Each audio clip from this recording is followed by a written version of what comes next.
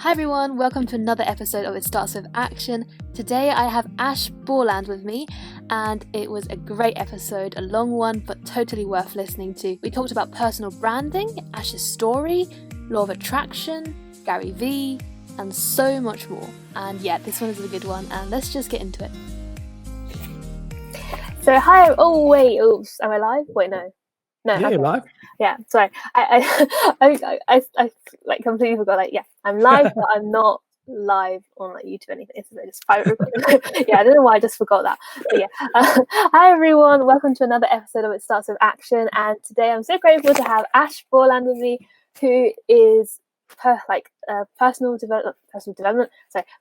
branding consultant and videos. I'm really excited for this episode and for being interviewed for this because I'm a very deep person and not many people know a lot about me. And I think the angle when you sent me the brief, I was like, I definitely want to go on that because there's a lot of, everyone talks about all the good stuff and they never talk about all of the crap you've had to go through to get to where you are and all of that other stuff. And also maybe if you're look like you're at the top of your game, all the other things that are going on in the background and I really liked it. So I'm really excited. Yeah, I also like, because like we always compare ourselves to people like Gary Vee, Tony Robbins, Lewis Howden. Like we don't really remember that they also started somewhere, and the journey is definitely not like all the way up. Not at all, no. And it's oftentimes these that push people back or like stop people starting at all. And the first step is always scary. So, how about you? What was your journey like in terms of I don't know, school doesn't teach you about personal branding. So what got you into focusing on it? It's a long, long story. So I'll try and give you the cliff note. So my background originally, so I started, this will make sense with personal branding. I'll go a bit deep into this. Okay. So when I was at school, school doesn't teach you about personal branding, not at all. But when I was at school, became very aware that we all have these friends. When you're a kid, you got as a boy you got your football friend, your rugby friend, your gamer friend, your diver friend, your swimmer friend, the friend with the dog. And I started realizing, and the same with girls, no different in different things. There's the gymnast, the dancer, this, that, the other. And I started. That's when personal branding for me very, very much started to take shape. Was this idea of I wanted, and I remember saying to my mum, I was like, I want to be a something person. When someone says when they think of me, they think of whatever it is. I don't know what anything, because that is automatic. That is personal branding straight away. It's this pigeonholing effect. It's that when we look at people, we automatically pigeonhole them into something. So that's how I started with it. It was silly, like a little obsession when I was about 14. And off the back of that, because everyone else, I was terrible at sport and I was terrible at lots of things, and I'm dyslexic, so I can't read or write very well. So it turned out that I was very good I'm a performing artist. So I became an actor, singer, dancer, purely from the back of the idea. I became a break dancer purely for the back of the idea of this personal brand. I wanted to be in the group of circle of friends. I wanted to be, when people looked at me, they go, Ash is the dancer guy. That's Ash. He's the dancer guy. And it happened, and it did, we're on fluking. And anyway, my journey then took me on a very weird, being a dancer, took me on to I've got full scholarships in the top colleges and learned all. I became an opera singer. I did all these random things, moved, got a huge scholarship, moved to London. And for 7 years, from about 14 to about 21, I did professional work. I was a professional performing artist. That's what I did all the time. And that's where I learned a lot about personal brand unconsciously, not consciously, because you don't realize that that's what it was. But when you're a performer, the only thing you can sell is yourself. That is the only thing. So every day it was, are you looking this way? Does the way you dress impact the way people think about you? Does the way you so they mold me. Now this is kind of part of the weird situation, is they mold me to how they wanted me to look. So I had very long hair. I was doing auditions for Les Mis and things like that, because it was very much that route. But you started to learn very quickly that people judge you at first glance. And long story, like without going too deep into it, you can pick up on bits you like and dive into them as you go through it if you want. But like, long story short, I pretty much had a mental breakdown, could not deal with the stress of performing arts. And I ran away. I ran away from it all. Like I was doing really, I was working, but at a young age, 21, you're not old enough to fully understand and to be told and be pulled and pushed and all this stuff around. And I pretty much went into, looking back at it now, it was definitely depression. At the time, I definitely would say it wasn't, but it was. And I kind of bordered on like agoraphobia, when you won't go outside. Like I was literally like, I just wouldn't do anything. And ran away, got a job as a estate agent, and cut all my hair off like Samson losing all his power. And I just cut my hair off, and I went and got a normal job, and I ran away. I hid, when you're like hiding away, and I did that. I'm like 28 now, turning 29 very soon, and from like 21 to about 3 years ago. So what would that be? I'm terrible at maths. About 4 years, 5 years. I was like, I just became Ash Borland, the property guy, and I just sat quietly in the background. But I started watching when you come out of this scenario. This is a long story. I do apologize if it's no, it's not long at all. Like take your time. I love listening to stories. I started realizing that when I was like it's going to sound really bad, but it's the thing of when you're surrounded by performers, these people are not normal people. These people are like, they're extroverts. They're so your new normal, the new normal that I was used to, the normal I was used to growing up was, everybody was stunning, everybody was perfect, and you were constantly looking at how flawed you were in comparison. When I went to the become an estate agent, I became very quickly it was very obvious that I was different to everybody else. And it was very obvious, like really, really, like I stood out like a sore thumb. And what happened was these unconscious skills, I very quickly became from like being like within a month, they'd promoted me. Within 2 years, I'd bought a house. Like it was like everything because I was doing so well. Like I would go out to houses, put them on the market, and these people would be like, I've never met anyone like you before. And it was because I was using this personal brand skill, but I didn't realize it. And I would look at like down to like what I wore, my shoes, did they match? Not in a fashion, because I don't care about money or fashion stuff, but about creating a cohesive experience. My idea was they needed to see, if they saw me, that I needed to be this thing for them. Anyway, I became a mortgage advisor, and because I was like, well, I'm sick of being an estate agent. That was the problem. I hated being an estate agent. I loved the job, but I hated the title. So I was like, I'm going to be a mortgage advisor. And I became a mortgage advisor. I did my qualifications. As a dyslexic, that's the worst thing you can ever do, is trying to learn numbers, advise people on finance. But it earned more money, and we were planning, me and my wife were planning to get married at the time. So we were government at the time, and we knew we wanted a family, which she's pregnant right now. So that's like I saw the story about a girl, boy. I guessed it was a girl. Did you guess? So I thought it was going to be a girl, but it's a boy. So it's a boy, and I definitely thought it was going to be a girl. But how come? Don't know. Just your gut. I tell you why. Because I'm terrified. Because I'm the most unmanly man you could possibly imagine. Like growing up performing arts, like I am so camp. Like not camp, but I am not in camp. I'm camp, but not camp how you would imagine, but camp in a real way. I'm very effeminate, and that's what. So I was like, I can deal with a girl, but boy, if they like football, I'm screwed. I'm sure so I became a mortgage advisor because I was like, I need more money, and I was chasing the money, and that's what everyone does. And then lo and behold, another breakdown comes along. Because you can't keep doing something that you're square pegging around hole, definitely. And to get away from it all, and by this point I'd completely ran away from performing. I hated it. I wanted nothing to do with it. My wife was a ballet dancer, professional ballet dancer as well, so we're both from it, both ran away. So it's like it was mud in our household. The name for it was like, go away. And then anyway, a series of events happened, and I had a lead generation. So for example, like someone would give me leads for mortgage leads, and I would not buy them, I would pay them a percentage of the money that I'd made, self-employed technically, and they'd take a percentage because they'd introduced it. Anyway, they messed me around and I lost them. And off the back of that, that's what kind of started this kind of, I could feel this anxiety coming in. So I was like, well, what am I going to do? And what I did was I picked up my phone and I started making a video about how to buy a house. I was like, I know what I'll do. I don't know if this will work, but I'm going to make this was 3 years ago. I was like, I'm going to make a video.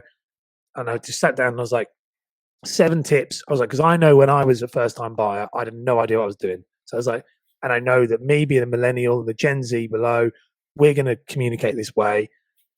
And I thought, I'm going to just make a video. I hated social media as well. I hated it so much because of the negativity around it and the falseness. So I made this video, and then I made another one, another one, and another one. And within 6 months, I was like the number one guy for like mortgages for first time buyers on video. And then next thing you know, like mortgage advisors are coming to me and going, can you help me? And it just kind of massively became bigger than I ever expected it would be. And then pre-COVID, so like December time, I made the decision to just shut my business. I was like, I want to do this. Like, I hate being mortgage advisor. I had like 3 or 4 clients as a personal branding coach because all of a sudden this teaching that I had, and then go in depth more, I was like, people are paying me to do something I love. Like, so pre-COVID, I set up just before like December. I set up. I had 1 client, and like I had a couple of clients who were like little clients, but nothing big. And then, I mean, it's mad. Like, it's blown up. Like, I'm beyond. Like, I made this thing. I've loved Gary V, huge Gary V fan. I've been listening to him for years. Like, we're gonna nerd out on that. I promise you. Yeah. Like, I'm a big fan. And I just kept, when you go and you listen to it, I listened to what he was saying. I was applying it also to my knowledge of performing.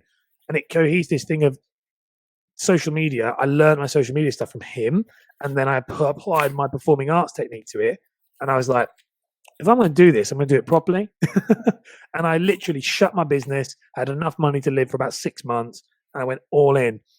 And it's gone mad. My podcast is ranking everywhere. I'm now at capacity. I have 27 private clients I work with on a one-to-one basis, working 6 days a week. Like, I love every minute of it. I've never worked as hard, and I'm nowhere near a breakdown at this point. So that's a good thing. So that's the story. Great. That's how I got there. That's a long-winded way of saying, but nobody knows that. That's the first time I've ever said that. That's quite interesting. So yeah, no, it was honestly super interesting. Because like, I think everyone's goal is to get to a place where they're doing it. Like, it doesn't matter how busy they are, as long as they're doing something they love. And I feel like you're there, which is really cool. And like, it's good that you shared your story, because everyone like understands that it's not, you don't just get there. You go through, you try different things that are not exactly what you want to do, and then you realize that this is actually what I want to do, and I've actually been kind of applying it in other areas of life that you didn't notice. It's like connecting dots, isn't it? Yeah. I read your story and you sent it to me, and the thing with this, and I say to people, and I loved it. I really loved it. I was really interested with it when I saw it. I loved the whole thing you sent to me, the whole thing about everything you wrote in there. Like, and I was going through it all, and I was thinking, all of these things that seem like trials at the point, they are what make you who you are later on. Like, they are, like, I would never take back, like, I've like fallen down in the heat, crying in the bedroom floor, like, what am I doing with my life, multiple times over the last, because I have just high anxiety. And, I'd never take that back. And that's why I was reading your story and stuff like that. When I read those stories and then I see like what you're doing now, someone like yourself in this, that's when it's like, that's what inspires me. That's what makes me go to work every day, is that I know there's someone else out there like you, like me, who, if they just need to hear it, because you know this yourself, like, sometimes it's not me that got me here. It was the people around me who said that perfectly phrased quote when I really needed it, or when they said, when I was doubting myself, they said something, and they don't realize that they meant they didn't realize they changed the trajectory of my life by saying that one thing. Yeah. But they did. And I think if I could have that impact on one person, that's massive, let alone multiple. So that's why I like, and I think you doing this podcast will do that to people. Sorry, I'm just going to turn my phone off. Don't worry. No, it's just noisy. Sorry. Yeah, I should have done that. Bad. sadly. But yeah. Okay. So yeah, that's why I think. Yeah, that's me going off on one, but yeah, I think it's a really good thing. Yeah, I think for me, because like I think you know my story, but it's Sean's that I've always been massively interested in like transformation and change. Like I've been changing myself so much for other people in the past, Yes. and now I'm still very interested in like transformation and change and questions. But I've recently like, because I'm nearly finishing my like coaching training, and I really like the idea of being a coach because like questions are so like powerful, and like if you ask the right question at the right time, you really can like change someone's life in terms of something will click, and then they'll realize something. And that's kind of how I started the podcast as well. I was talking to a friend about well, I wasn't talking about the podcast. I was talking about something. We were just having a random chat with a friend, and he was talking about action, always taking action. Okay. Everyone knows it. It's Andrea from episode 1, but we're talking about like taking action all the time, and then something clicked in my mind, like in like reflecting in my life. Like I've always been taking action during the times I least wanted to, and like I was super scared. It was never the right time when I had to take action, but it ended up like it was worth it. Yes. And so that gave me the like idea, like, oh, maybe a podcast idea all about taking action. That would be interesting. I like that. It starts with action. You're so right with this. Like, I went for a run before, after between clients and this, I went for a run. I did a video after saying, you know, you've got to get comfortable being uncomfortable. And I know we all hear these same things, and it's, you know, but it's the truth. Is once you realise that taking action, there's no way out of it. There's no way out of it. Like, there's no way. Like, I remember someone saying again these moments in your life, like they were like, you can be a non-starter, a self-starter, or a kick-starter. You decide. So in other words, you either have someone make you do what you're going to do, or you're going to just tap out and have nothing to do with it, or you're going to get up and do it yourself. And when I took action, like you say, instead of being a victim of my circumstances, and took action over my circumstances, which is the whole thing about that. Why I say joking aside, like that was what I mean. When my lead people, and don't get me wrong, they probably regret it now, but when they said we're not dealing with you now because of this stupid little reason, it was out of that like, oh my, because I'd quit my job, I done it, and I was thinking, what am I going to do? That's a gift, and I think you don't see these things when you're in it, but when you're afterwards looking back, when you connect those dots, you're like, oh, that's why that happened. And also the best bit as well is you become. I live by the golden circle theory, the Simon Sinek golden circle. Oh, I did. I like. Isn't it something like people buy why you do it instead of what you do, and then the circle thing. Yeah, I applied it to applying to university in my personal statement, which is so weird. But yeah. So I live by that theory. So not even like so. This is what changed my life was watching. So not just that, but I watched one of his videos. But that's a really funny one, that, because golden circle is my whole thing. And when I say I live by that theory, is everybody talks about this. It's we all know what we do, we all know how we do it, but we don't really know why we do it. And it's to do with your limbic brain and your neocortex. So it's to do with the rational side of the brain, and then the irrational side of the brain, the emotional side. And what's really frustrating, what I found, not frustrating, but what I noticed, we say personal branding, and with anyone that has pure clarity of what they're doing, is a lot of people will watch Simon's TED Talk video on YouTube. They watch it and they'll see this. I don't know if this video is going on YouTube or not, so I'm doing my hand. It is. Good. Because otherwise they'll see, like, it's like she'll say, a lot of businesses know what they're doing, they know how they're doing it, but they don't know why they're actually doing, why they exist. That's very top level. This is the thing with personal branding that changed my life, was that's very top level. And that's near impossible to justify. Like, that's nearly impossible for me to ask you your why of life is, I don't think it's even possible to do.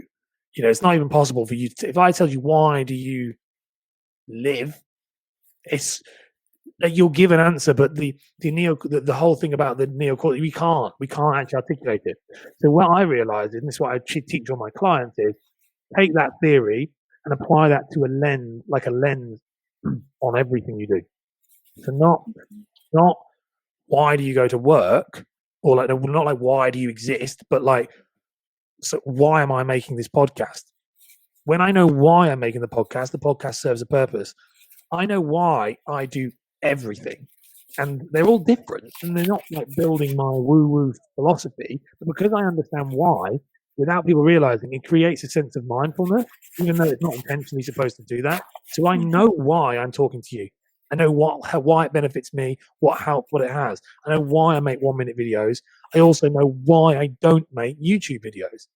Whereas when someone, do you see what I mean? Like, you apply this circle theory to really, instead of being at like a macro level, you apply it right down to the micro level. That's when all the good stuff happens. You become, everything starts to fall into place because you know why you're doing it. But this is very interesting. I think I completely agree in terms of I feel like people, like, another reason why people don't really take action on their goals is because they don't have that clear clarity of Yes. what, like, they have lots of ideas, but they don't have it super clear. Yeah. And it wasn't until I because my the why, I always ask this question to myself like all the time, because I feel like it wasn't until I have like clear clarity that I will really go and take action on stuff and actually stick to it in the long term. So I like keep going back to why are you doing this, and your plan, and like also like your procrastination in general, to overcome that is by breaking something big and then making it as simple, small, clear, and then go and do it. So yeah, that is a very interesting one. I think you said something there that just made my brain go ping, which is good, which is you're in a good way. Like, so you say, the why thing, like breaking it up into chunks, that's really important. And the other thing that is with it, like, so important.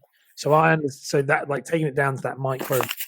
The other thing that you said, which made my mind go, is it's this understanding of why you do it, but also why you're not doing it. So you might have noticed I announced today that I'm doing a YouTube stream. Yeah. Now, when I first started, it's only from that's another thing. When I first started, like, everyone says, get on YouTube, do this, do that, and you get bombarded with this information of you need to be on TikTok, Facebook, LinkedIn, YouTube, podcast, this, that. And what happened was, and this is probably the same, and I said it's to go on YouTube, but what I did was I took the same content, mad respect for Gary Vee, but take Gary Vee's stuff with a pinch of salt, because he's 10 steps ahead of us. He's like 40, 50 steps ahead of us. And we've got to take, you reverse engineer and go, okay, so, and this is what I looked at, reverse engineer Gary Vee and go, what is Gary Vee doing? How did he get there? Got there by doing one thing, wine library, every single day. That was it. And when I realized that, I was like, I was doing podcasts, YouTube video, and I thought, okay, I'm just going to cut all of it.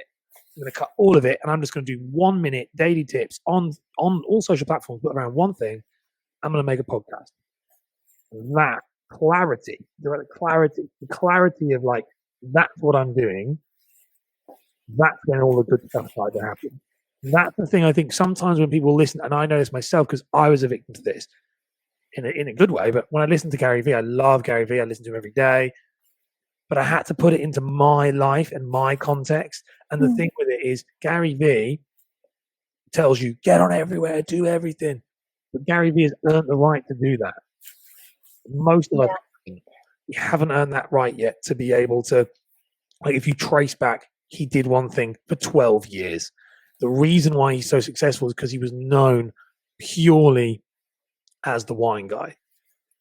Once he built that following, he then went boom and blew up. But too many people, I think it's a society we live in. We live in this society where everyone wants things now. So they're like, which was I'm going to have a YouTube channel, a podcast, a this and that, and you're all going to want to listen to me. And it was really arrogant, because actually the truth is, I had to give them a reason to care. So I gave them small bite-sized chunks, and the podcast, thought the podcast was going to die. Absolutely thought it was going to be no one's going to listen to it. And no one did for like 6 weeks. I'm going to be honest, like nobody listened to it for 6 weeks. And then it started to go. How did you promote it? Did you just like share it on social media and LinkedIn? Yeah, so I used a lot of SEO tactics. Regards to, I renamed it. So originally my business is called Camera Shy Creative, because of my just from my heritage of performing arts. Not SEO. No one's going to search that. No one's going to search Camera Shy Creative. brilliant name you have. It starts with action. Well, I've completely ignored SEO for like, I still haven't actually started looking into it. I really should. So for podcasting, SEO is really important. Really important. I don't, again, like, so I'm not some sort of digital guru. Like, I understand it a lot, but I'm a personal branding guy. I look at everything from a personal brand lens. So from behavioral psychology, behavioral economics, and all of that all stuff put in. But the way I made it work, and again with this stuff, you said something which when I read as well, when you were saying it's like taking that massive thing and breaking it into bite-sized chunks. That is the only way that I keep producing content at like a stupid level. So I produce 2 pieces of video content a day.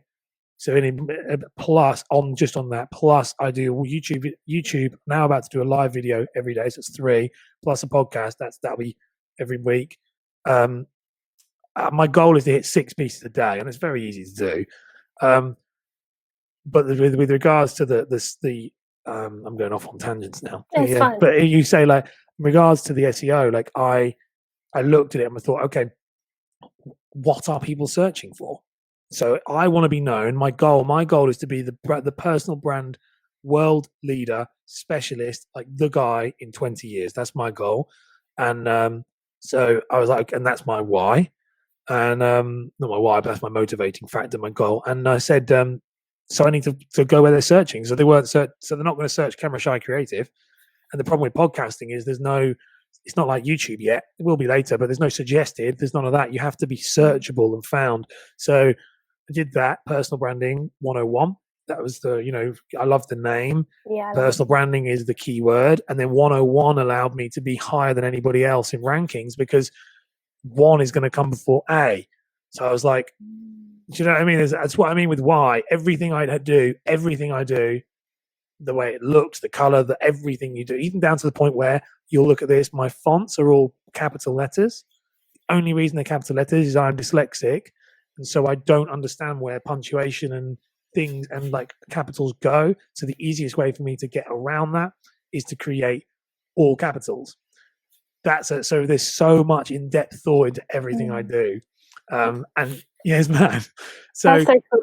It's like you don't know until you ask someone. No. Like, you won't know these little details until you like really answer that. I think that's very interesting. People don't know it. It's like a 1-minute video. So my 1-minute tips. I do my 1-minute daily tips. They're less than what I try to get them to 30 seconds if I can.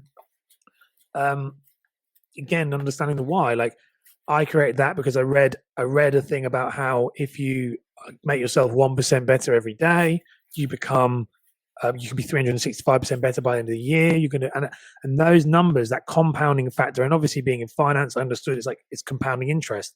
The better you become. So I sat down and I was like, how can I deliver that? How can I create something that genuinely would make both me and someone else 1% better every day? And I was like, and would genuinely, you would want to consume it every day. I was like, well, nobody psychologically wise, behavioral wise, people will not consume anything longer than a minute unless they really, really like, unless they're going to go to something like a podcast or like a YouTube video. But usually people aren't, they're busy. So they're not going to consume that every day. So I was like, what do? I do 1-minute video. And that was how it started. And then also what's happened now is it's become a huge learning tool for me because I research things before the video. So I have everything. I have a whole month's worth of daily stuff ready to go. A lot of the stuff I talk about, I don't know it until I record it. I learn it to record it. And that's what, again, so that why it allows me to be 1% better every day. And this is why, which shocked me with the podcast and with everything else, I've been doing that for 6 months and I'm very quickly becoming one of the most knowledgeable in this space purely by doing that. And anyone can do that. Anyone can just wake up and read a paragraph every day and put it in their own words. Do you see? It's so simple. And that stuff has funneled with the podcast, I guess. And now the podcast is like doing really well. So that's so cool. Yeah, there's so like I just started, so I'm more of like, because basically, if you asked me a few months ago, everyone knows who's regular that I was so shy and I was so anxious about talking to people. But I made the intention. I'm very clear to myself that when exams finish, I'm going to talk to people. Yeah. and then my exams got cancelled, so it was a bit early. COVID came, wow. And then when I realized the podcast was a way to like force myself to do it's like a win-win situation. So it forces myself to put myself out there to like kind of build my personal brand and network to people, and just force myself to talk to people, but also share a really important message that like I really am passionate about. And so well, I don't know what to do. No, but that's really good, because you see, like, this is an interesting thing. So social skills is a skill. It's a skill. Like, it can be learned. Like, I am by my nature a very shy person. The only reason, and this is where I say I know it's a skill, is I'm a very shy person. I'm an introvert. I do not like being out and about. This lockdown has been a gift sent from heaven for me and my wife. We're video gamers. We play. That's all we do. Like, we both play Call of Duty all day, every day, if we could. That's all. Fortnite. That's what we do. We've got 2 animals, baby on the way. We keep ourselves to ourselves. So I was taught, like, because of before performing arts, I was very quiet. But because we were taught how to deal with it, and then because with these things, that's what I say about skills. By the time I come out of it, I can be sociable. And because this is the thing with skills is it's the principles of influence. Have you ever heard of the principles of influence? So the 6 principles of influence. It's a book, right? I think. Yeah, so it's Robert Cialdini, and he's the 6 principles of influence. And I read this, and I've got one of my mentors is like a leading behavioral economist, and he helps me a lot with this stuff, because I'm studying economics at uni. He's so good, yeah. So he was like, behavioral economist is one, yeah. So it's very interesting. My favorite topic. It's so good, and I met him, and he was one of those people that changed my life. Like, I was like, wow. He was one of those people where he was the guy that helped me slot the stuff I learned from performing arts into this. So, like, he was like the rule of 3. Everyone talks in the rule of 3, and the next thing you know, I was like, well, that's Shakespeare's iambic pentameter. And he was like, yes, exactly the same thing. He said, and when you talk outside of the rule of 3, it makes people feel uneasy, which is exactly what he does in Hamlet's speech. And I was sitting there thinking, oh my God, I know this stuff. Like, but I know it in a different way. And so, yeah, so the principles of influence, we talk about these. My wife finds it really funny. It hasn't happened now, but these principles of influence are 6 of them. And you can look, they're a muscle. You can strengthen them. And so I make a joke when we go out like shopping, or if we're like at the shop, like the food shopping or anywhere, I always, and have done this since I was like 16, is I've always made conversation. But I've made conversation using with the cashier. So I always have a goal of, I want to learn one thing about them, I want to learn their name, I want to learn one thing about them, and then I want to try and somehow tell them something about me without telling them something about me. You know, like, without going, listen to my life, but using something that they've said, and using my own experiences to. Well, I've done that with you already. Like, we talk about how, you know, I understand the connections of what you've been through. And that's influence. I've done that for years, and it's a skill. I do it every time I meet somebody. And now my wife, when she first met me, she was like, "You're so weird. Like, you do this to every person." And I was like, "I do it because it's practice." The guy said, a really great guy, an NLP guy, said to me, "Don't practice till you get it right. Practice till you never get it wrong." And you know, like, and that's the truth. And when you're talking about this with the podcast, it's the best thing you can do, because if you are shy, and most people are, and I am, and yet I'm here, you can learn these things, and I think that's the one thing people don't realize. You know, they see someone, the best thing ever. Watch The Rock interview about 10 years ago when he first became a movie star. He is the most cringe-worthy person. His interview is diabolical. Like, it makes your skin crawl, because he's like, hello. He's really awkward. The Rock is the most charismatic man in the world. So if he can do it, if he can turn himself from that to that, then anyone else can do it. Yeah, it's about having that growth mindset in terms of realizing that. No, sorry, I didn't also know what I was saying. Like, realizing that you are where you want to be, and maybe you want to achieve certain things that seem like it's impossible, and it's not part of you, it's not part of your identity, but you know you want to get there. And just realizing that you can get there, and you can change, you can learn, and it's possible, and you just have to take action. It's only not part of your identity. Going back to personal branding, it's only not part of your identity because you have chosen not to make it part of your identity. It's only reason, like that's it. There's no other, like, so when you say now you're the podcaster. Yep. That's it. You're the podcaster. So I know you as the podcaster. So to me, your personal brand, I don't know anything about you before, obviously a bit, but so you've made action. It starts with action. You've taken action, and now you are crafting your own brand. That's the thing that people don't realize. It's not going to be handed to you on a plate. You've got to go out. And my sister joked about it. She said, when I was a mortgage advisor, she called me the foie gras of mortgages. Foie gras is that awful thing where they force a duck, a goose to eat pate. It's awful. It's really animal cruelty. Where they ram this food down. It's horrible.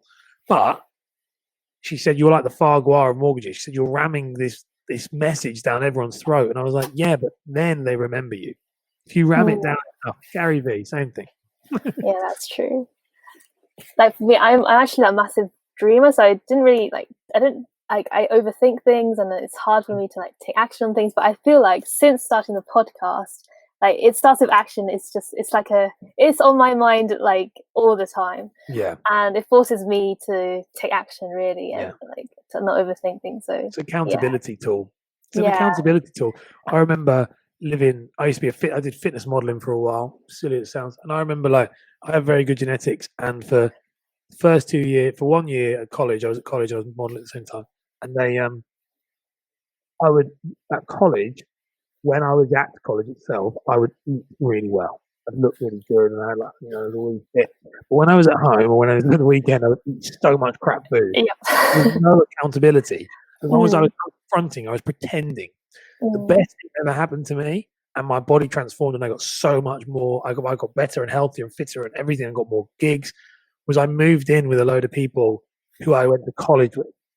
I moved into college with them, into the household with them in my final year of college, and I got down to 4% body. I was like a men's health cover model. I did some men's health stuff, but I was shredded, and that's because I'd anchored that identity. The anchoring of that identity was anchored to the people, the person they knew. And that's what we say, it starts with action podcast. Because you are that, you have to take action, because people are going to look at you and go, well, she has to take action. And that was what it was crazy. I changed, because I was like, these external factors mean more to me than eating this piece of cake that I'm hiding away from people that I don't want. And that's when you're publicly the personal brand guy, I have to have a good personal brand. And if you're talking that you can't be sat doing nothing, and it's a great way to motivate yourself. I agree. Not do a bit of stick, sorry, not carrot. Well, I think that in a way, putting yourself out there and building your personal brand, it's really a good way to find yourself in a way. Really, understand yourself and who you want to be, and not be afraid to show the world who you want to be, as opposed to not putting yourself out there and you kind of, I guess, less accountability in terms of becoming your best next self. And the question I ask everyone on my podcast is, how does their next best self look like, and how do they plan to get there? And I feel like putting yourself out there is a way to force yourself to always get better for yourself as well. Yeah, and I think one thing that my wife always laughs at me, because I say I'll meet people and I'll say they've got an identity crisis. I'll go, they've got an identity, because obviously personal brand is identity. And I'll say they've got an identity crisis. I don't say it to their face, obviously, but then she'll say, how do you know? And I say, because it takes one to know one. It really does. And I think you're saying about this, who are you and the honest truth is, I spent years trying to work out who I was. I think it keeps changing. Years. And the truth is, I don't know who I am. But I know that I wake up every day. And you're right. And the truth with it all is, nobody does. And I think the moment I realized that's when I say about the Simon Sinek top level why. A lot of these teachings that we are taught, that's what I said about Gary Vee. When I learn that you need to apply this stuff on a more of a micro day-to-day level, as opposed to the meaning of life, I know I get up every day and I love what I do. Yeah, like I you don't know. I don't know who I am. All I know is I wake up every day and I strive to do something I enjoy. And what I've learned is to let go of things when I don't enjoy them. It's time to let them go, and that's something, and that's all you can do. Like I say about like I did enjoy being a mortgage advisor at one point, and then I stopped, and then I did enjoy being a performer, and then I stopped. And I think the truth is, when we hold on to things, it's an endowment effect. We hold on to things because we're scared of what else is out there. And every time I don't let them anchor me down, and I think that's the hardest. It's been and for me, this came from a breaking point.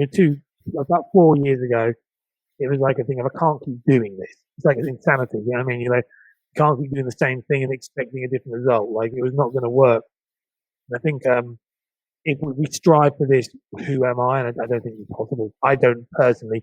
Just like I'm not a huge fan of the law of attraction. It really, really gets people's gears ground when I say that.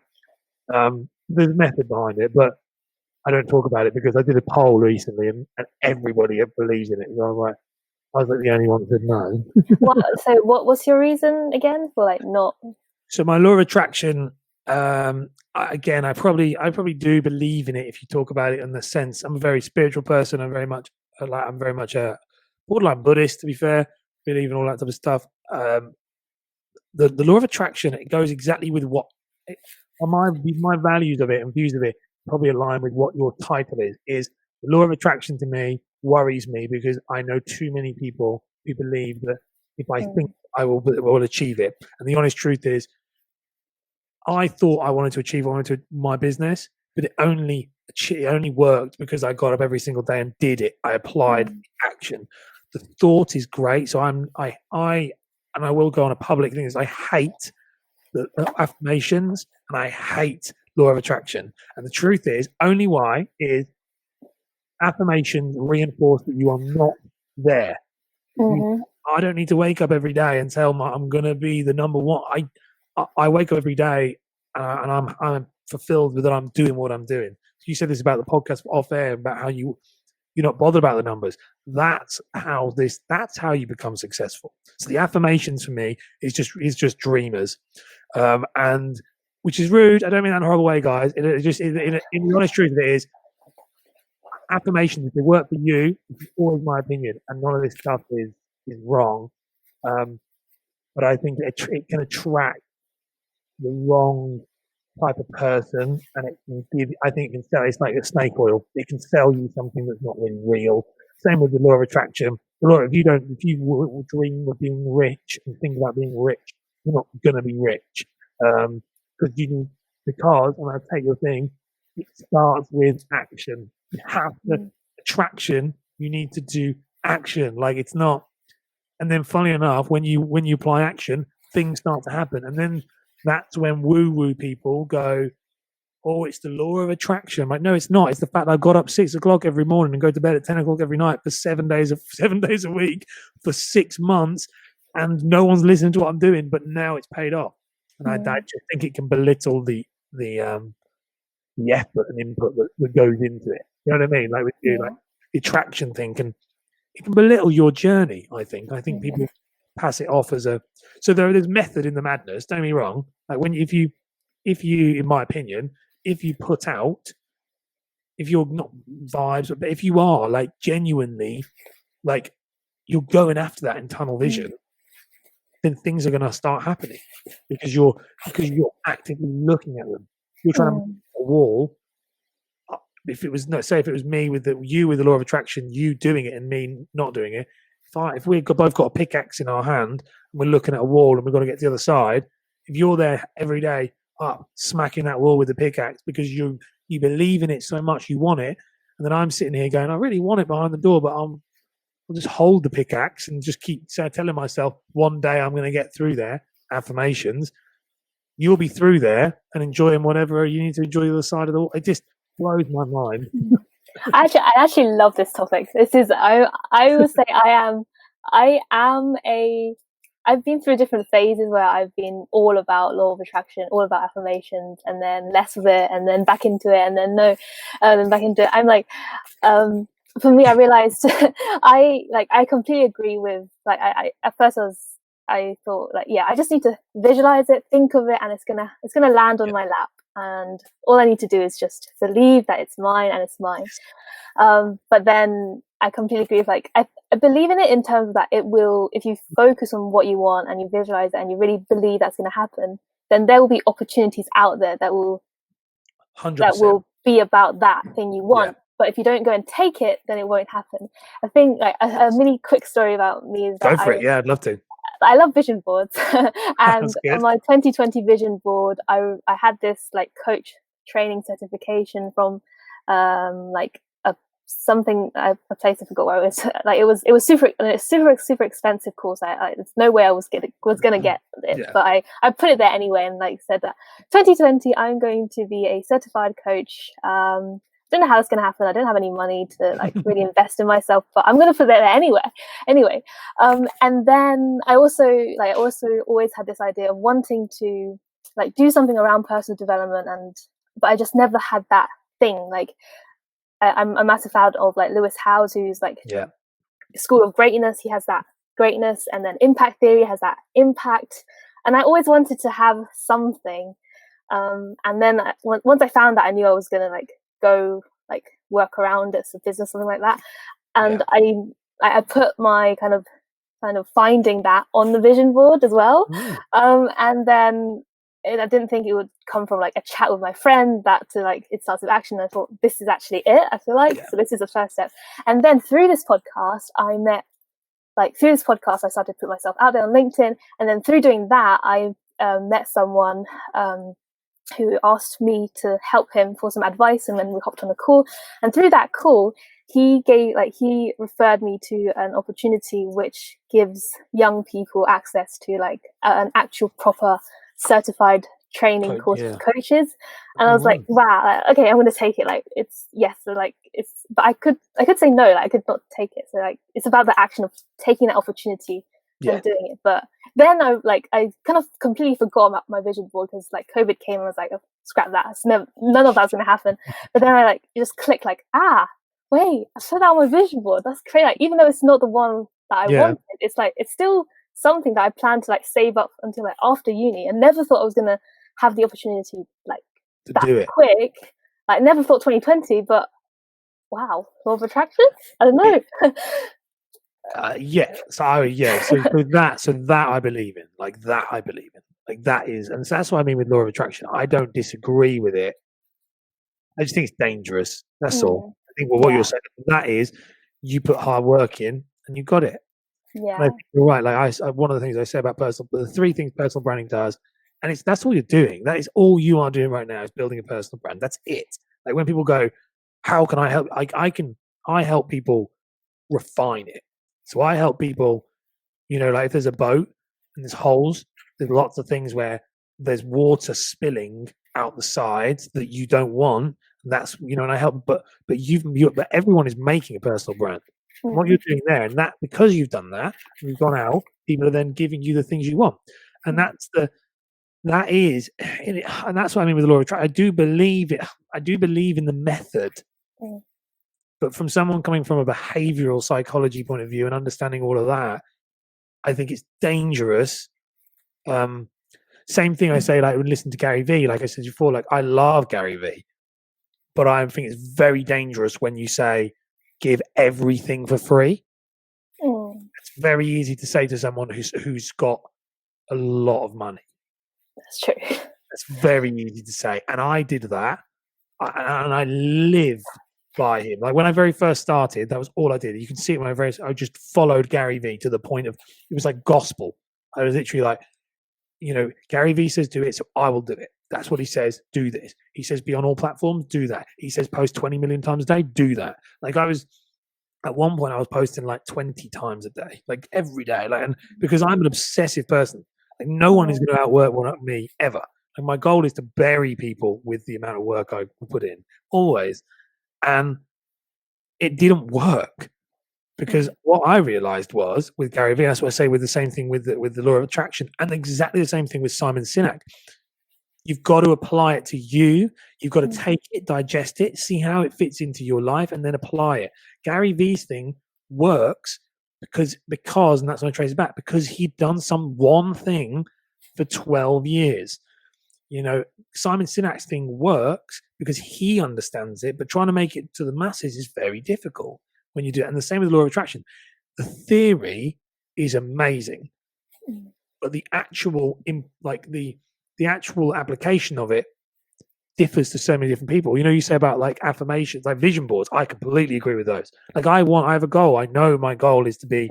I will be the number one personal branding expert in the world in 20 years. 20 years. Why 20? Because I'm very aware that takes time.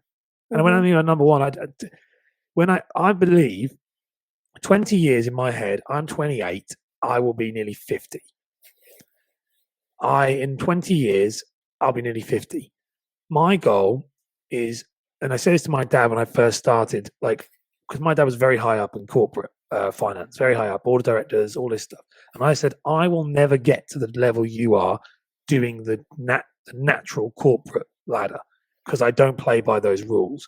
I don't have those skill sets. Like, it's not even like I admire people who do. It's not like there's too much hating on people who, you know, they go, why don't work for somebody when you can work for yourself? Well, some people, like, I can't work for somebody, and that is a downfall, not a skill. You know what I mean? It's my entrepreneurial trait is massively a downfall. It's a huge Achilles heel, because whenever I work somewhere, I get sacked. And it's the way it works. And whereas my dad did the same thing. So with the 20 years is, I want my goal. I've never said this before. So but my goal is, you know, my goal, and is to get, like, be one of these people who has an honorary degree from somewhere, so that I am recognized as a pioneer in this space. When I hear people and they say to me, I want to be the number one person, I'm going to do it in 6 months. It's like, no, you're not.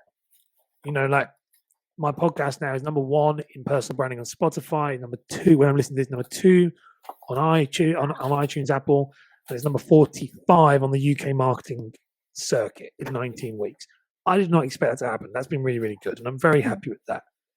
But that is one tiny pebble in a long journey to get to TED Talks is something I want to do. You know, these things. And I think sometimes when I see people, they go, I'm going to achieve that now. I'm like, no, I'm happy.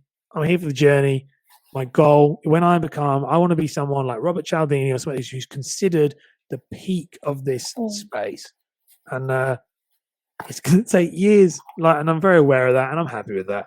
But that's why it's 20 years. It might be quicker, might be longer, but I think that's a realistic time frame, as opposed to, you know, like, if you look around a boardroom, most people are in their 50s because it takes time. And I think that's the problem. You know, everyone's young and they want to be, and me included. I'm hanging on to that. I'm young still. You are but young. Like, it's good.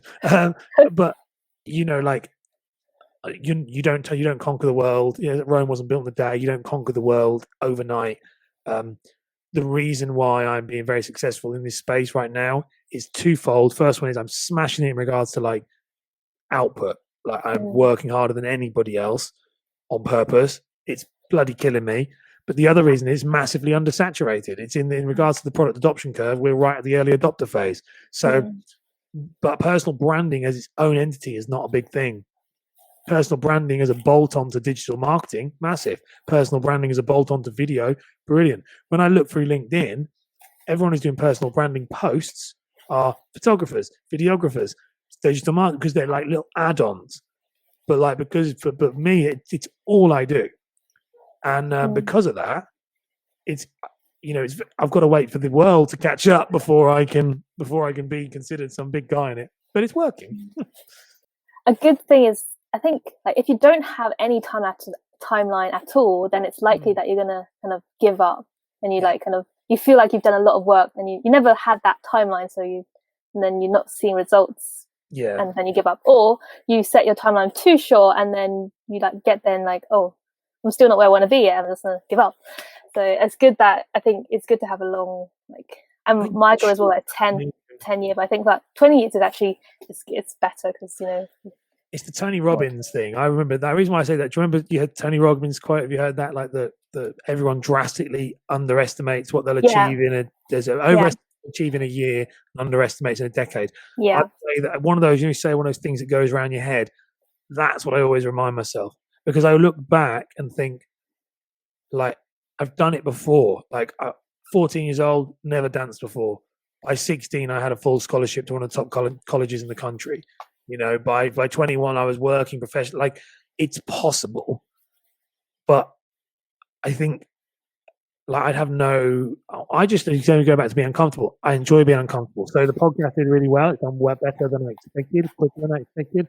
I launched a YouTube channel because I'm like, to use this live stream on YouTube, because I'm like, if that's doing well, I'm always, bad as it sounds, I'm always looking for the thing that's not going to do well. Because if it's not going to do well, I want it to make it work. So I'm quite like, so, you know, just keep adding more to it and keep going and keep going. And the idea of it is, you know, I say this, I post every day. So if I post every day, once a day, and you posted, this is my mindset behind it. You talk about your process, you know, you say about breaking it down. So anyone who's listening to it, I post every single day. Most people will post, if they're good, they'll post once a week. So if they're good content creators, they'll post one video a week or one whatever a week. Means they're doing 52 posts a year if they never miss a week. But for example, with me, I'm posting 365 days a year, 355 days a year. So I'm making 365 pieces of content in 1 year, which means I'm 7 years ahead of you in 1 year. Wow. So by 2 years, I'm 14 years ahead of you. And this is how my mind works, is I actually post twice a day right now. So if you're doing once, I am 14 years ahead of you by the time you're 1 year in. Not you, but you know what I mean in general. This is everywhere I look at. And that's where I say about I work harder. I don't mean it in like a, wow.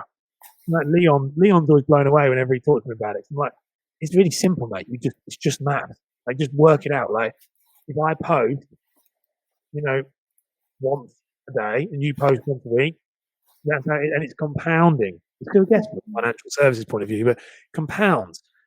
That's where, but you also have to ease it in. You can't post a million times a day. Consistency over intensity. You don't want to post a million times a day and then stop, because otherwise it loses. But what it also does is create this idea that people fear. My friend who's very good at this stuff, he said, he's very into Batman. He's very into Batman. And he said, I want to, here's the thing, he says, I want my enemies to fear my dread. He always talks about this, you know, like when he says, why Batman is that, why that? And he said to me, this guy my friend has a podcast, he does loads of content, it's all around different markets. And he said, I want the idea, he said, that in a couple of years, and it kind of has already created it, he said, I want the idea that if someone even thinks about trying to compete with me, they would look at it and go, nah. He said, because it's so much. And that's Gary Vee. That is Gary. Like, he drowns you in it. There's like everyone, how many people have gone, how many people could have been Gary Vee, could have been his competitor, who've gone, I can't do that. I just can't do it. Like, yeah, like because I have on Instagram, I have him on, like, you know, if he has a notification, then it will, like, no, if he posts it, then I'll have a notification, and it's like every day, like at least like every time he posts a story, he posts a post with it. I think it's like 4 a day or something. Like, it's just mad. And then on YouTube, like, he's there as well. Like, it's just so crazy. But yeah, I bet like most, like, he just needs to like do the stuff, and then he has a team behind him to like, cut it, edit it, and put it out there. You've got to work smart with it. You have to work so. Like I was doing, like, do you know, Joe? Like I say about doing a breakdown with it. I was trying, because I just followed him so much. I loved his content so much, and I still do. But I was trying to do what he was doing, and I was a one-man band, and I was genuinely like 7 days a week, never sleeping, never doing it, because I just couldn't, because I'm so competitive. I'm like, I'm going to do it. Whatever he's doing, I'm going to do that. Like, I'll just his clues, I'll copy it. Like, not his content, but like, I'll copy his blueprint. And it was nearly killing me, because you can't do that. Now I have loads of processes and methods, and everything is scheduled and it's ready to go, and I know what I'm doing, and because he is just one guy. And And that's there's one thing to with Gary Vee that is very true, like you say, and actually one thing to really point out with Gary Vee, how many times does he ever actually talk to the camera? That's really interesting. That he has a lot of people. This is a brilliant tactic. It's not a negative. Multitasking kind of in a way. Yeah, he's such an interesting guy and he is a pioneer in this space. He definitely was on the early adopter curve, and he realized that if he gets people to record him, kill two birds with one stone. Yeah. Very rare. I've never seen him. I have. And very rarely though does he do a video that's like, "Hi guys, let me tell you about this." Yeah. It's normally him talking to somebody else or contextually from this or the other. And I think that's something that not a lot of people realize. You know, when you actually look at it, you're like, how he repurposes like mad. But then I also realized with mine was, we want to hear you the same. Like, I want to hear from Gary Vee 10 times a day to keep you motivated. Yeah. Do I want to hear from me 10 times a day? Probably not. You know what I mean? Like, it's how important they are to you at that time. You have to earn that importance. Yeah, so, that's true. I avoid vlogs. Any tip for you guys who only listen to this? Don't ever do vlogs until you at least have 1,000, 2,000 followers, because it's just a waste of your time, because no one is interested until they've got a reason to be interested. That's the thing that I learned. I know that because I did lots of vlogs. And I got 5 views on YouTube because nobody cares.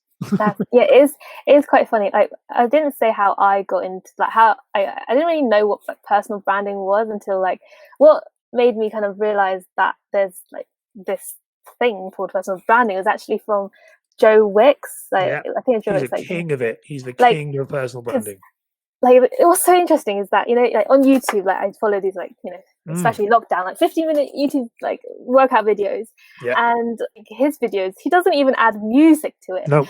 And as I'm not even music. It's so hard to follow him, but he's literally actually at the moment number one and kind of doing it every day, and that's the power of personal branding. You don't have to have these perfect videos that are edited. You can do a workout and you show that you're dying and not and people would still love it and love you and just follow you, and it's because you're the person, not it's just so interesting. He's a beast at it. He's one of the best. So the thing with personal branding, and this is literally all it is, giving not giving too much away, but personal branding is just reputation management. It's just me looking at making you see me in the way I want you to see me. That's it. And that's with Joe Wicks. Joe Wicks was so good at this. Was Lean in 15. Joe Wicks is a terrible. Now, don't worry, Joe. If you ever listen to this, if you ever do listen, that would be mad if you do listen to that. He knows one of my friends. He's their followers very strange. Gym owners in one thing. I love what he's done as a personal brand. I absolutely admire the guy. He's not the world's best personal trainer. Some of his stuff is terrible. I'm friends with some elite personal trainers. He is terrible. However, and this is what I got, and that's not slagging him off, because this term, and I say this to every client I deal with, visibility is more important than ability itself. Visibility is more important than ability. What people do not realize is that I cannot think of fitness without thinking of Joe Wicks. He has created himself such a strong personal brand that he's effectively attached his name to an industry. There can be multiple ones who come afterwards. There's only ever going to be one body coach, because he is the guy. The other person who's done this incredibly well, Tony Robbins, I think. Tony Robbins. Immediately think of him. This is someone that I don't know if you like sport or not. I hate sport. So anyone listens, I hate sport, so it's fine. I hate football. I not hate it. I'm just not a big football fan. I don't know anything about it, much to my dad's dismay. But David Beckham is bigger than football. I know someone says football, I go, oh, it's David Beckham. I know. And the thing with that is he the best football player? From everyone who tells me, hell no. But to me, as a non-football player, non-football person, I know who he is. He is simultaneously linked to the idea of football. He is you can't pull the two apart. He's bigger. Michael Jordan is another one. I watch Michael Jordan. Like, he brings more to a team in regards to revenue and spending, and the same with David Beckham. The name brings that. And that was achieved off the pitch, not on the pitch. That was achieved directly using the right marketing tools so that you become omnipresent, you're constantly encountered, that your brand touch points. So you as a brand, your brand touch points are the amount of times people see you. Your brand touch points need to be omnipresent, which means they need to be at all times, everywhere.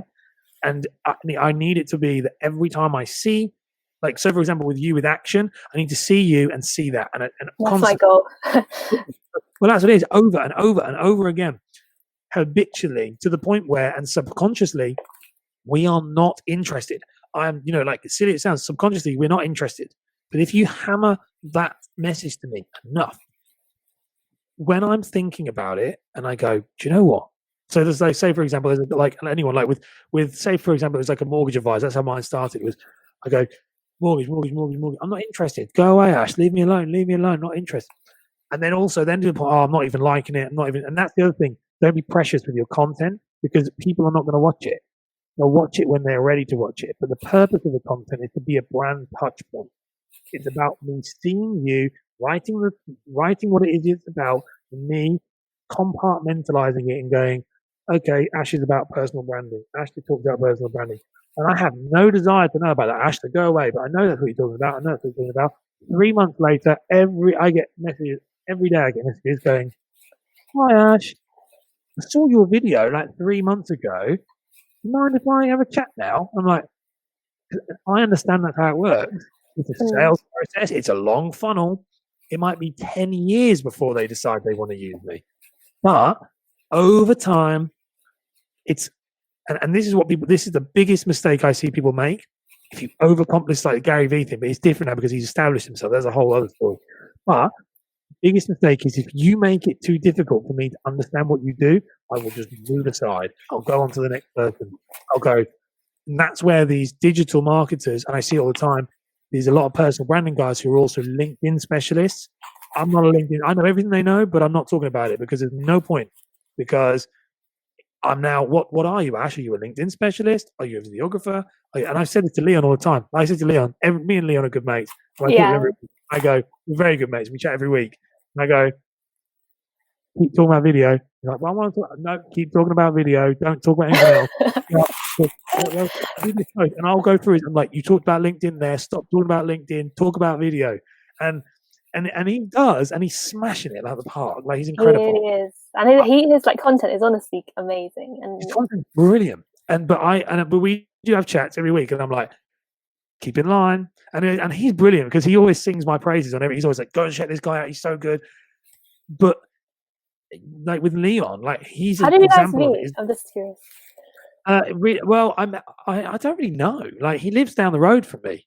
He lives really local, but I've never met him. In regards to face to face, because obviously it was during lockdown. I met him he popped up. He did a video. He had like 1 follower or something. He had hardly any followers, and he popped up on my feed. And it's funny because I was doing a live web interview series at the time. It was terrible. Nobody watched it. And he came along, and I said to him, do you want to come on this? You're like scratching the barrel. I was like, I have no idea. I was just messaging randomers saying, do you want to come and have a chat on my thing? And do you want to have a chat on this? And Leon did something to do with video, and I was like, come and have a chat. Anyway, we bless him, he was a soldier, because I was using this mic and I knocked it, and it dropped an octave. It dropped the whole octave. It went really low down here like that. And throughout the whole hour, just like chatting. He was a legend. He was great. But off the back of that, we just carried on. We kept in touch. We've tried to do multiple projects together. So we've tried to do we're potentially looking at making a podcast together, but it's just getting off the ground because we're both very busy. But we chat probably once a week. But when we chat for like 3 hours. Yeah, I remember last time we said you guys talked 2 hours before filming a podcast. Yes, so we always talk. We talked 2 hours before we filmed the episode. I have a lot of time for that kid. Like, I really do. He's a bit of my protege in a weird way. I love him to pieces. and I'm really, really, really keen to see where he goes. And I believe, and we both said this already, I think that our futures will be very entwined together. I think that there's definitely a crossover there, bit of an Avengers team up in the future. But we just need Leon to establish. Leon just needs to get his feet under the table as the guy, of the video guy. Very hard. Yeah.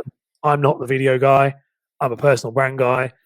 I do believe if the two of us team together, there's something great could really happen there. Because, like, for a potential client, if there was a program, we don't know yet. We've not really, again, don't monetize too quick. Yeah. So we're just building right now. We're just building relationships together, and he's a legend. So anyone who's listening to this and doesn't know who he is, but he's already been on one of the episodes before. He is incredible, Leon. Blown away by his talent. I'm blown away by his talent. He bless him. He just put up with me because I'm very lectury. So he'll go, "What do you think to this?" And then 2 hours later, poor old kid said, "Why are you doing that? Don't do that. Don't." Like, I'm very, but he is like, I think he'll be a big name if he's 20, 21. He's 21, just turned 21. Anyway, just turned 21. The hardest thing is he's young, and that's hard to maintain. Like, I know that because when I was 21, I thought I was going to be a superstar. And my life had so many different things change within that time. The hard thing is just holding on to the reins. But I think he'd be a beast when he's done. Yeah, like his videos are so good. Like, I don't know how what the next level looks like. I don't. Yeah, so like I think I say I don't. His videos are insane. He's incredibly talented. He's so cool as well. Like, he's just really cool. Like I said to him all the time, like, you're just too cool. Like, we would never be friends when I was at school, mate, because you're just too cool for me.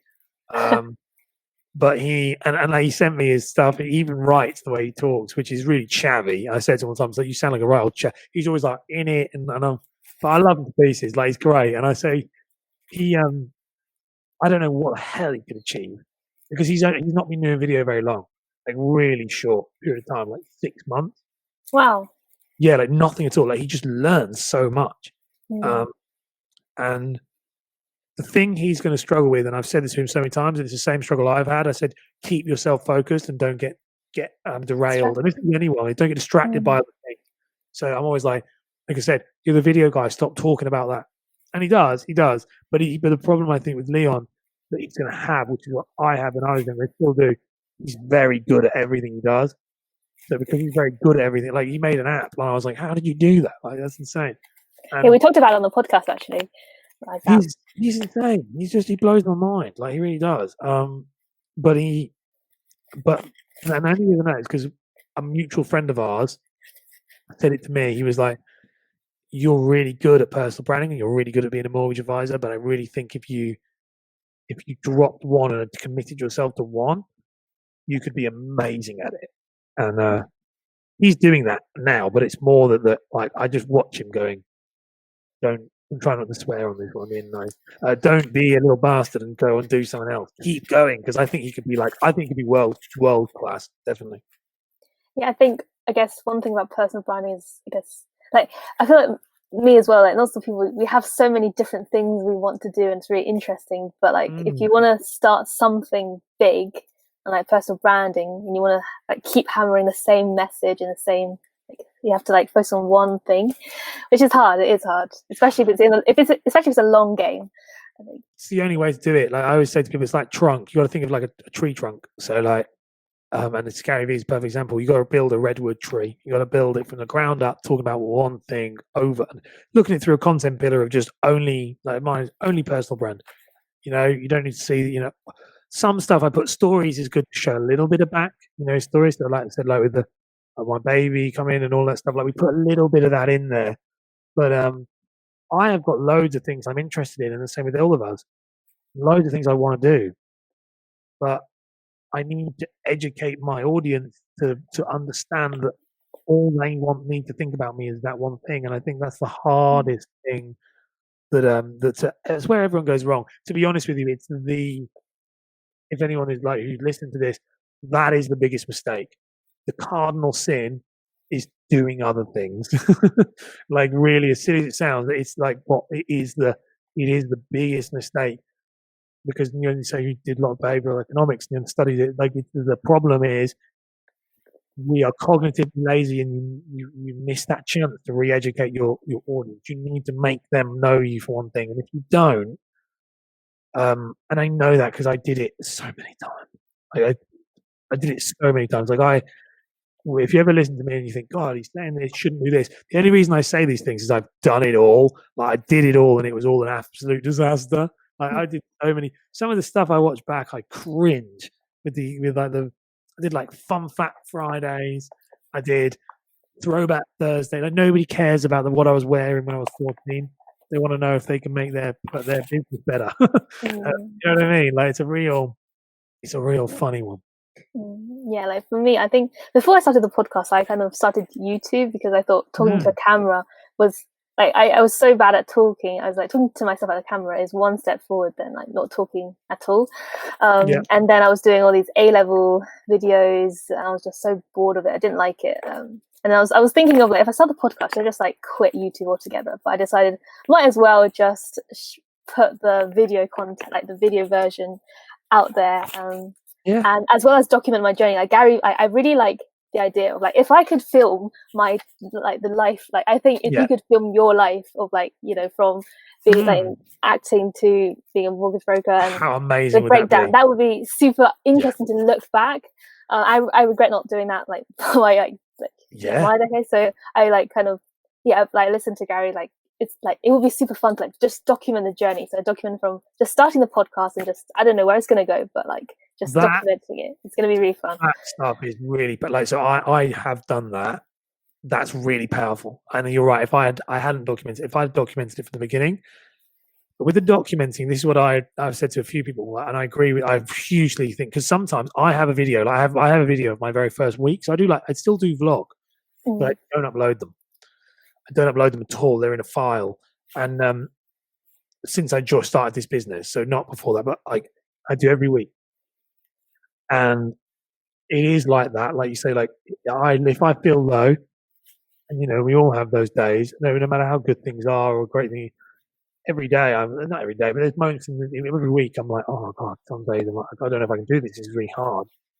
I will watch my very first week.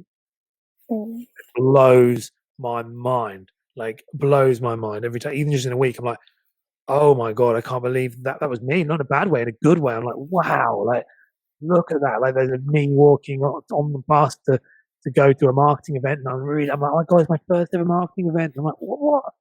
But I've said this to people before. I don't release them, because in my mind, I'll release them when you're big. When I'm ready. Like, when I'm ready. when they're ready, when my audience are interested in it. They're not interested in it right now. You know, they're not, and they're interested in learning.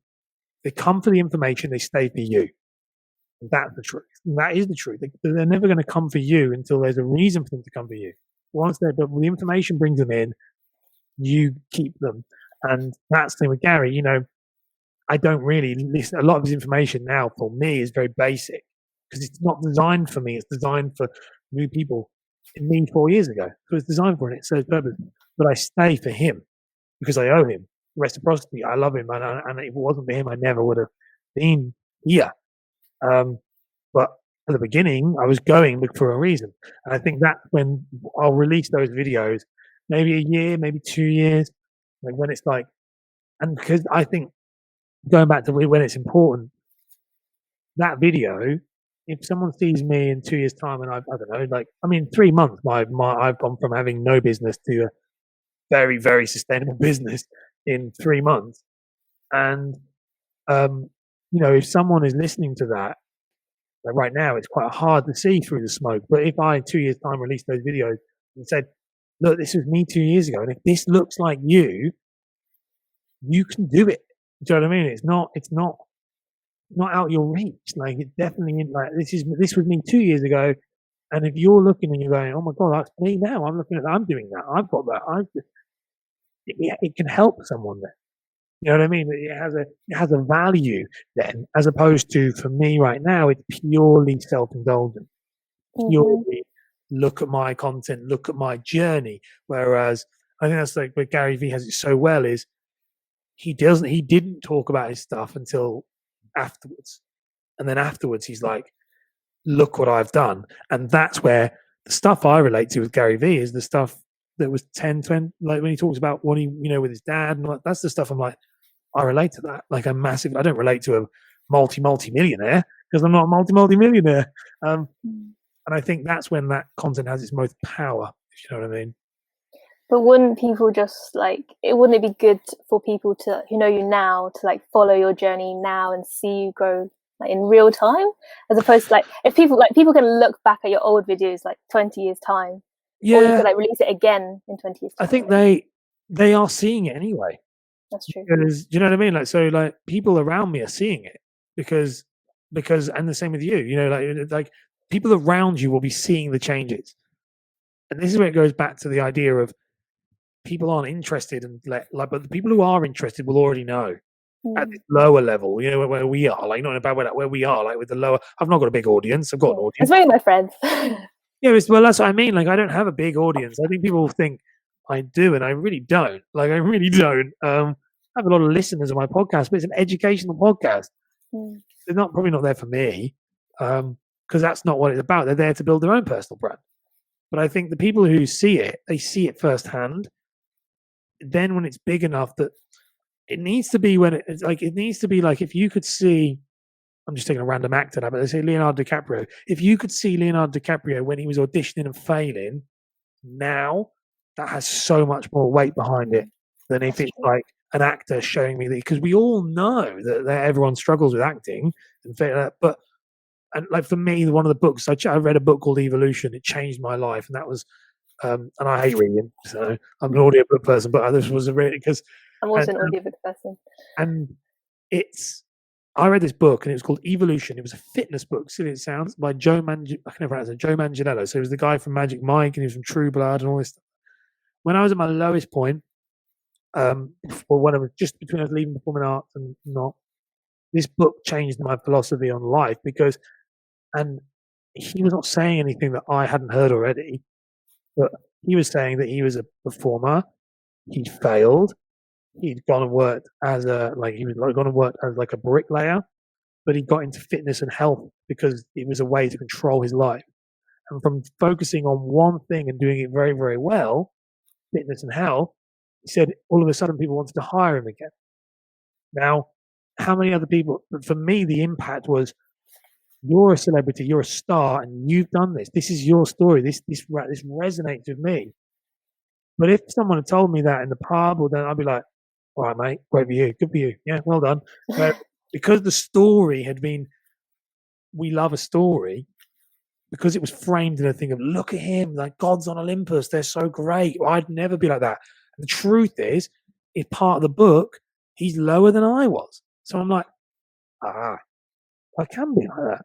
Because he's not the guy I just walked past in the street, you know, doing bricks. Like, it's not, do you know what I mean? So I think it's a weird concept.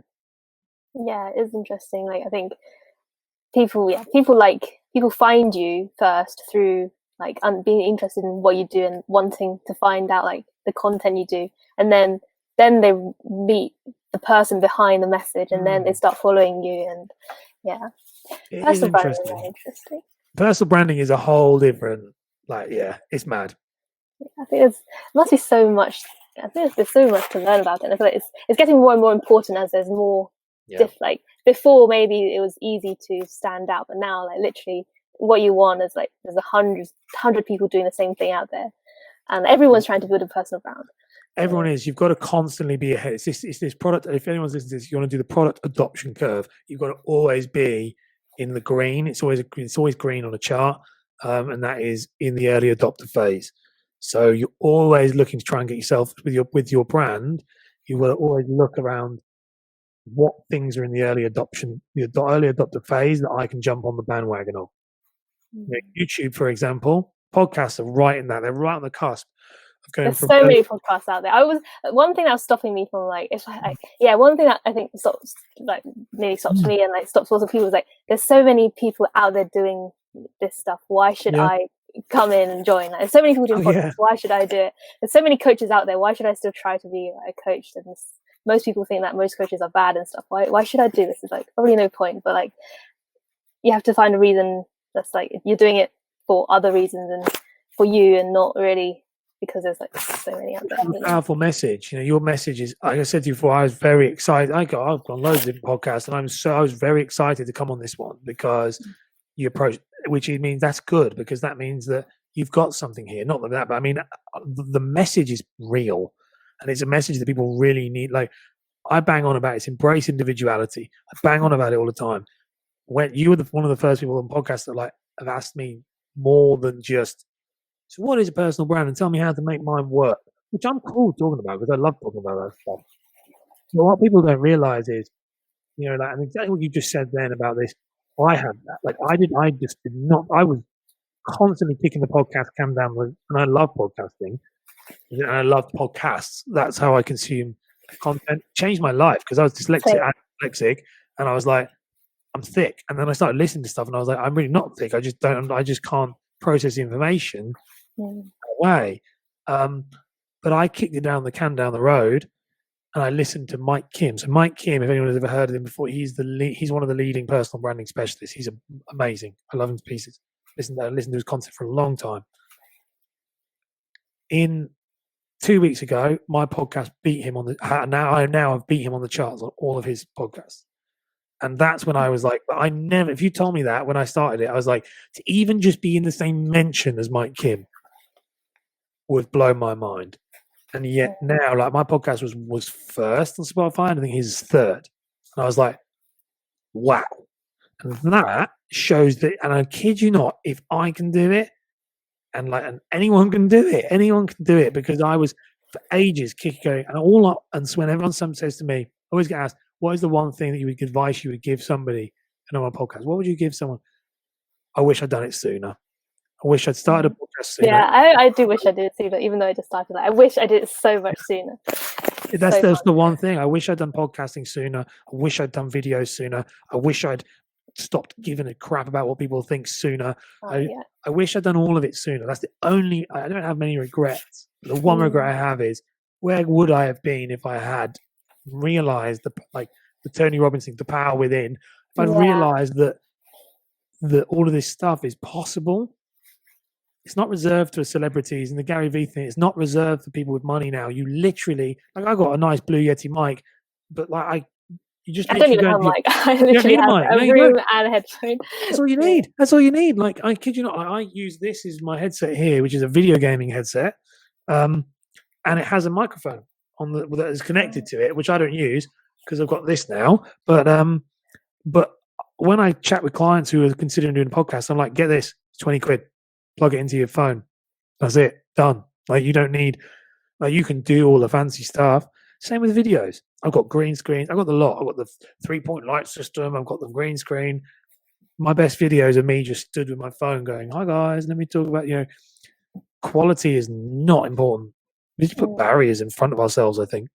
Yeah, like especially at the beginning. Like for me, it's like jumping into the fear quicker. Like for me, it took me kind of 12. It took me 5 years of anorexia to really truly take the first step to true recovery. And I wish I did it 5 years earlier. That would probably change so much for me. And so if you're still anyone listening is kind of still waiting for that moment and still waiting for the time to jump in the fear, just remember that the thing you're going to regret likely is that you didn't do it earlier. So now is the best time. The present is the best time. I think you're spot on. I mean, I don't even, people always say, do you regret anything else? I don't regret anything in my life. I don't regret the ups and downs. It's the only thing I do regret. I wish I'd done it sooner. That's it. But other than that, I don't, there's nothing, like you say, even like you say with anorexia, and they take you to where you are now. You would not be who you are if you didn't do those things. Yeah. And I think every negative is a positive, and every positive will also have a negative. That's the other thing that people don't get. Joke aside, yesterday I was looking at my diary. I and I never thought this would happen, but I had 3 calls with 3 new clients, potential clients yesterday, all want to sign up, and I cannot fit them in my diary. Wow. So every positive does have a negative, because it's like, yeah, you're really busy, but now I'm at the point I'm like, I can't do it. Yeah. And that's where, so, or like I don't spend time with my family, but I don't, there's always going to be every positive has a negative, and every negative does have a positive. And I think as soon as I got my head around that, it's all very stuff. And it's so funny with this, because none of this stuff, I read on your statement about how it's very easy, but to actually, it's easier in theory to do things. But when I was reading your statement about the email you sent me, it's very easy to do it, but actually in practice and in implementation, it's a lot harder. Yeah. It's really, it is like that. Everything, when I work with a client, the first thing we do, you can see their face be like, this is really simple. And I'm like, yeah, it is. But then you see at the end of the first 8-week kind of program, and they're like, this is a lot harder than I expected. Yeah. And they're like, what? I just have to talk about one thing and just be consistently showing. Yeah. And then it's like, by the end, they're like, it's so hard to stay on topic. It's so hard to make sure I consistently upload 3 times a week. And you're like, yes, it is. Because if they did, everyone would do it. That is so true. Like the simple things are often the hardest. Like time management for me is so hard, but actually it's simple. Like everything is actually super, super simple, and we make it super hard. And I think it's consistency that is super hard, I guess. Consistency is the hardest thing. Consistency is consistency. I always love it. People say to me, "What's your strategy?" I say, "Water on rock." You heard that before? I'm like water on rock. I'm just literally gonna slowly wear my way through 20 years, and I'll be at the end of the cliff. And it is the consistency thing, because one thing for certain, if you're listening to these people and you're thinking, how do I, so this is what I always say to my clients. They'll go, oh, so-and-so's copying me, or this is happening. And I'm like, that's brilliant. But the one thing for certain is it's that Simon Sinek infinite. You've got to keep going, because they will drop out the race. Yeah. They don't know why they're doing it. Going back to the why with the Simon Sinek Golden Circle, they don't know why they're doing it. Do they know what you're doing and how you're doing it? They're going to copy it. But they don't know why you're doing it. They don't know what metric they should be measuring. So I know I'm not going to leave from a video, but I know that I'm looking for conversions to podcast listens, and I'm like, okay, that works. If you keep going like water on rock, you will win. Consistency is more important, and this is that saying of consistency over intensity. If you can only do 1 video a week, like I kind of hated on it a bit then, but I don't mean it in before. But 1 video a week is better than no videos a week. Yeah. Commit to 1 a week. Only do 1 a week. You only commit to 3, do 3. Commit to 5, do 5. You commit to 7. I do like 7 videos plus other stuff, but I never take something on that I know I could be consistent with. Ever. Because it's just like working out. It's just like fitness. It's just like anything. I used to talk with people all the time. Like the biggest thing in the gym, you don't want to be a January gym goer.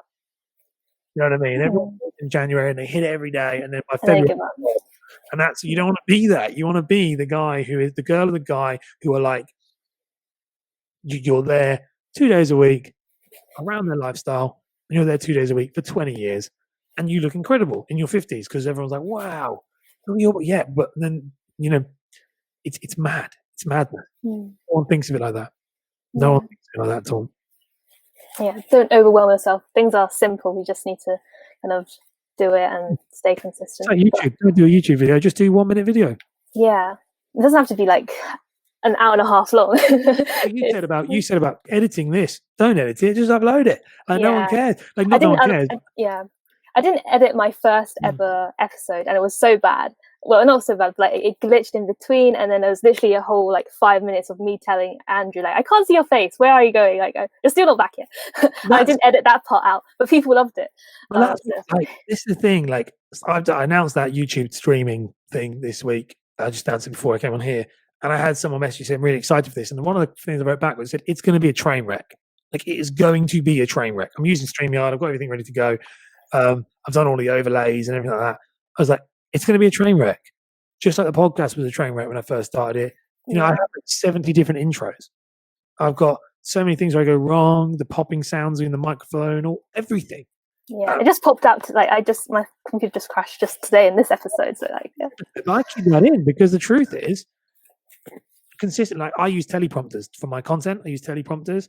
Everyone was like, "Oh, don't use teleprompters because when you use teleprompters, it's going to take away the connection." In regards to like the way I see it. Well, when the first videos, yeah, they look really wooden, and they started off wooden, but I do it every day. I got better at it, and by the end, I now know I can now literally script a 20-minute video, record it in one take because I've practiced every day doing these small 1-minute videos on a teleprompter. Yeah. I do have to go back in order for me to leap forward because now I know if I made a YouTube video, I can do it in an hour instead of doing it in 3 hours. You know what I mean? And it's that anyone can do that. It's just get comfortable being uncomfortable. Yeah, definitely. It's hard, but it's worth it. Definitely worth it. We've been talking for nearly 2 hours. I know, it's crazy. And I'm actually kind of 10 minutes late to my other cool meeting thing, which I'm so sad. I honestly have I think you were so personal branding is so much to talk about, and I love talking to you. It's been really good. It's so everything is so interesting, and your stories are interesting, and I feel there's so much I want to ask more. But maybe a part 2, maybe. Yeah, definitely. I think we do that in the future. Definitely. Yeah, definitely. I'd love to. It's been brilliant. It's one of my favorite ones to do. Oh, thank you. But yeah, okay. But so the last question I ask everyone on my show is what challenge do you have for listeners to take action on? Anything. What I would challenge you to do is start making content straight away. That's what I would say. Start making content around your topic, whether that's your side hustle, your hobby, whatever it is you want to be known for. Start making videos on your phone and produce it straight away. Don't overthink it because do that for everyone. And don't worry about what other people think about it. Just post it anyway. Yeah, I used to be really kind of afraid to share my interest in mindset and personal development because it's kind of weird when I talked about it to my other friends. This is kind of boring for lots of people, but actually it's just you're just not sharing it to the right kind of people. When you talk to other people that are interested, you can they would love to listen to it. And so one thing with that to remember with your social media feeds, and this I say to people all the time, everyone's always worried about posting on their own social media because they wonder what other people think. It is your social media feed. They don't like it. They don't need to be on your social media feed. Yeah. Remember that. It's like someone coming to your house and telling you they don't like what you're wearing. Leave the house then. So I think people forget they put it in the wrong perspective. You don't realize that they can unfollow you. Yeah, it's a good thing actually. People unfollowing you isn't a bad thing. It's a good thing because that means your circle is more about my sister doesn't follow me. Joking, no joke. Everyone knows my sister, and this is what I mean. It's not personal. She is not interested in what I do in regards to she didn't want to see it. She said to me, "She doesn't want to see it," and I said, "Well, unfollow me then." Don't be precious about it. That's the other thing I'd say. Your other one thing: create content and don't be precious with it. So don't be annoyed if people don't like it or don't watch it. It's not personal. Don't take it personally. It's about the content, exactly. Busy people. So there you go. Yeah, there you go. That's a really good one. And yeah, this episode is so good. I'm really excited to put it out. But how can people connect with you if they want to find you? So best place to connect with me is you can either connect with me or connect with me on LinkedIn. So LinkedIn is the best place it's where I'm most active. I've just started TikTok. So I don't know if it'll be whoever's listening to this. I've just started, so I'm not great at it, but I'm messing about with it. So if you're on TikTok. And also the Personal Branding 101 podcast. So the podcast comes out every week, and it is purely an educational kind of tool to teach you all about personal branding. So how to do it yourself.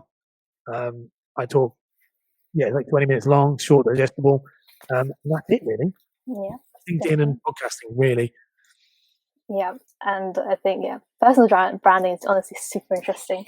Yeah, I can't wait to learn more about it. But yeah, we'll definitely do a second episode if you want to. I'm more than happy. 1,000%. I really want to. There's so much I want to ask. I'd love to. But yeah, you can have your questions ready next time. So you can go. What about this one? I want to know about this because otherwise I'll spiral off because I can talk about this stuff all day. I hope everyone enjoyed the episode. If you liked it, it would be super if you could give a review on Apple Podcasts, share it with your friends and family or anyone who you think would like the podcast, and reach out to Ash and me I also wanted to share the news that I am going to my next phase of my journey to start being a coach. So I finished my coach certification training, and I am confident that it is time to take action on my dream of becoming a coach and helping people transform and become the next best version of themselves.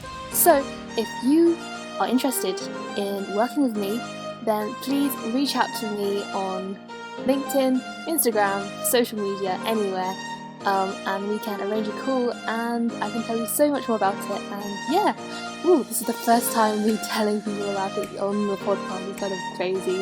But yeah, anyway, thanks for listening, guys, and until next time.